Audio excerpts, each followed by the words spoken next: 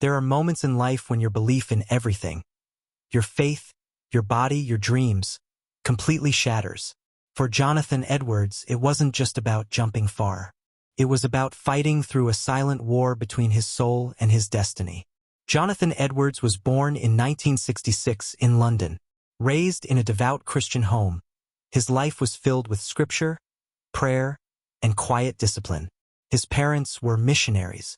God came first. Everything else followed. Even when young Jonathan showed incredible athletic promise, sports never came before faith.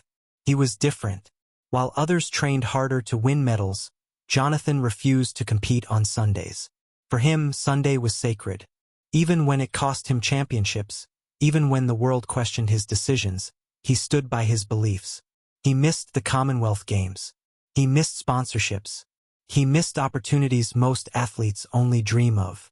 And still, he didn't regret it. At least not out loud. But inside, he was breaking. The world called him the man who wouldn't jump. But they never saw the war inside. He would lie awake at night, questioning himself. Was he doing the right thing? Was God proud of him? Or disappointed? He loved the sport yet felt guilty chasing it. Every medal he didn't win was a voice whispering, "You could have been more." He was torn between two worlds. His heart wanted to fly. His faith told him to stay grounded. Years passed. The spotlight faded. But Jonathan didn't quit. He kept training quietly, alone, far from the noise. No agents, no fans, no glory. Just a man running through storms, searching for peace. Eventually, with deep reflection and guidance, Jonathan made a choice. He would compete on Sundays, not because he was abandoning his faith, but because he had redefined it. He realized faith wasn't about restriction. It was about purpose. And with that mindset shift, everything changed. In 1991, he returned to international competition with new energy. He was calm, focused, and emotionally free. That year, he broke the British record. He qualified for the World Championships. He was no longer the man who wouldn't jump. He was now the man who couldn't be stopped. But destiny wasn't done testing him. Injuries came. Olympic disappointment followed. At the 1992 Barcelona Games, Jonathan didn't even make the final. Critics turned on him. Sponsors disappeared. Even close friends questioned whether he still had it. But Jonathan didn't stop. He trained in silence. He wrote down his goals on mirrors. He whispered to himself in the dark, "My time will come." Then came 1995, Gothenburg, Sweden, the World Championships. Jonathan Edwards stood at the end of the runway. The world watched, but he didn't see them. He saw a lifetime of sacrifice, pain, purpose, faith. He took off. One hop, one step, one jump, 18.16 meters. A world record. But he wasn't done. Minutes later, he ran again. 18.29 meters. Another world record. The stadium gasped. Coaches screamed. Cameras flashed. History had just been rewritten twice. Jonathan didn't celebrate wildly. He looked up. He closed his eyes. He smiled. That night wasn't just about a jump. It was about a man reclaiming his story. And yet, something was still missing. An Olympic gold.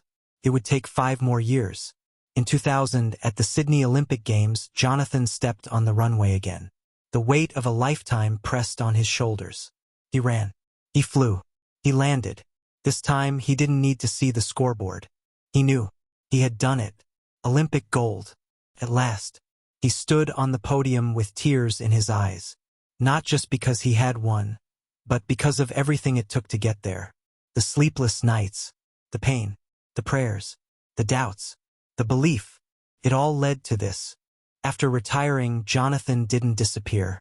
He became a respected sports broadcaster. A voice of wisdom and calm.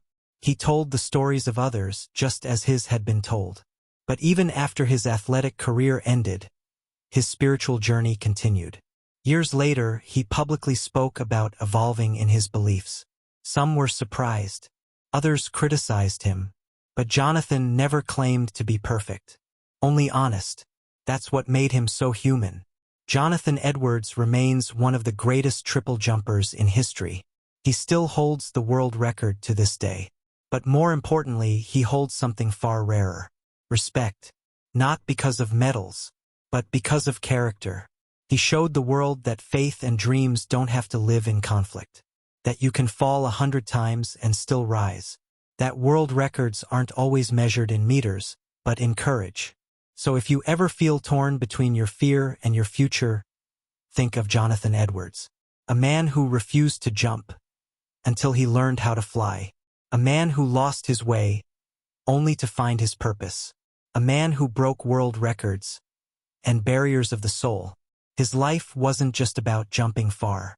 It was about daring to believe when everything told him not to, and maybe that is the greatest leap of all. Subscribe our channel for more updates. Thanks.